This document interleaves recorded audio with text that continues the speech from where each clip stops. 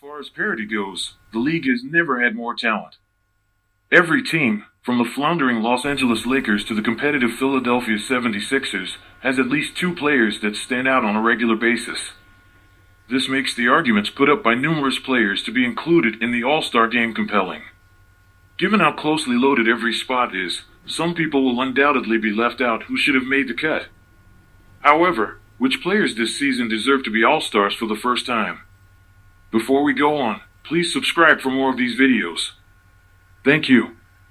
Tyrese Maxey, Philadelphia 76ers. The 76ers would not be a top 3 team out east if it wasn't for Maxey's emergence. Some of the signs have been evident in flashes the last few seasons, but the fourth-year guard has fully emerged onto the scene after the James Harden to Clippers trade. Maxey, a Kentucky product and number 21 overall pick in 2020, currently is averaging 25.9 points, 6.4 assists, 3.7 rebounds, and 0.8 steals on a 46/39/87 shooting split. His volume for those percentages are 19.5/8.2/5.6. All numbers besides his field goal and three-point percentage are career highs. There are plenty of guards who will compete for few spots in the conference, and Maxey is one of them. Jamal Murray, Denver Nuggets.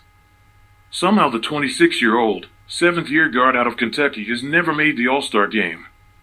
That should probably change this year now that he's proven himself to be a legitimate second star on a title-winning team.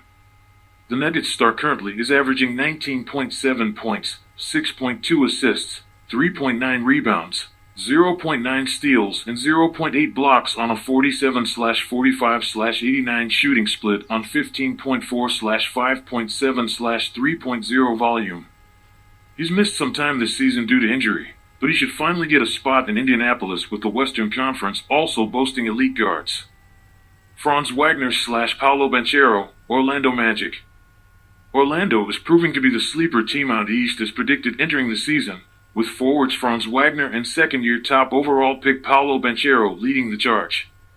Wagner, the number 8 overall pick in 2021, glues everything together, averaging 21.3 points, 6.0 rebounds, 4.0 assists, and 1.2 steals on a 47/28/85 shooting split on 16.9/4.9/4.9 volume.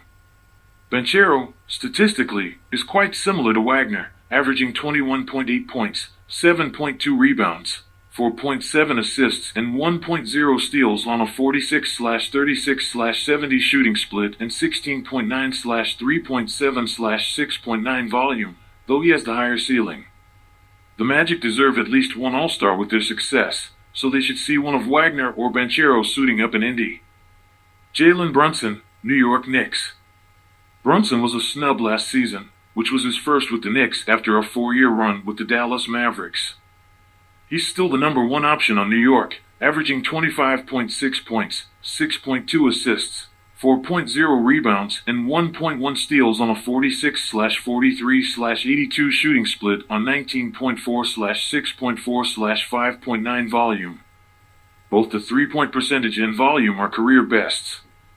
His stats are quite similar to his output last year, but it'll be interesting to see if he gets a push this time around with the Knicks above .500. But again, there will be plenty of competition out east. Chet Holmgren, Oklahoma City Thunder. Let's spice things up. San Antonio Spurs number 1 overall pick Victor Wembanyama is posting robust individual numbers, but his team has yet to eclipse 10 wins. On the other hand, redshirt rookie Chet Holmgren is a vital piece to the Thunder's revolution. Another predicted sleeper team, Oklahoma City currently is the number 2 seed out west, having won several games against quality opponents. Holmgren is playing his part and then some, putting up 17.6 points, 7.6 rebounds, 2.7 assists, 2.7 blocks, and 0.7 steals on a 54/41/83 shooting split on 11.9/4.2/3.5 volume. Keep in mind, the Gonzaga product is a 7-foot 121-year-old doing this consistently. Oklahoma City should have Shai Gilgeous-Alexander in again as a guard, and Holmgren should join in the front court.